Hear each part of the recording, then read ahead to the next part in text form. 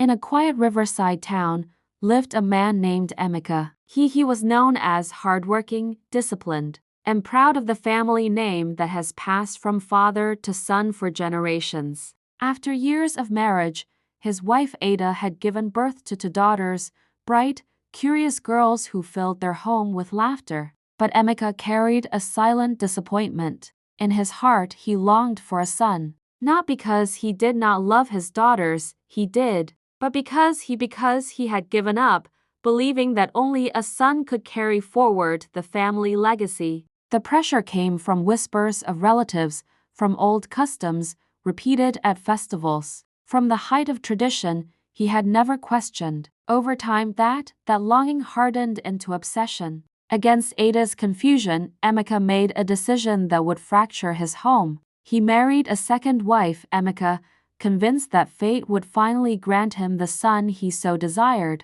For a while, the town buzzed with gossip. Some criticized him, saying, "A man must have a son." Months passed. The new wife became pregnant. Emeka's hope soared. He visited temples, made promises to the gods, imagined holding a baby boy in his arms. The day arrived. A girl was born. Silence filled the hospital room. Emeka forced a smile, but inside he was disappointed. But life has a way of teaching lessons that pride cannot resist.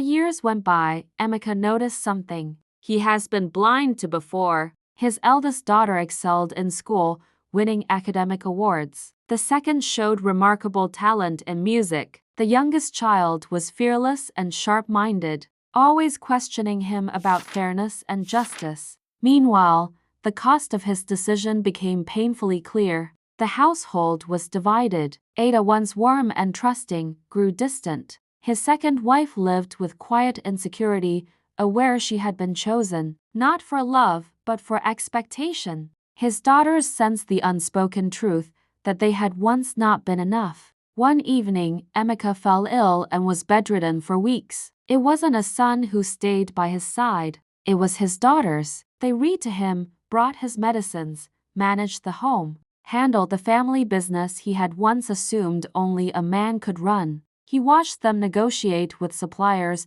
fix financial records, and spoke with confidence. He began to see the foolishness of his belief. Legacy was not carried by gender. It was carried by character. One night, as rain tapped softly against the windows, Emeka called his family together. His voice trembled, not from illness, but from shame. "I thought I needed a son to carry on my legacy," he said. "But it's you whom have carried my heart. Regret does not erase the past, but it reshaped the future."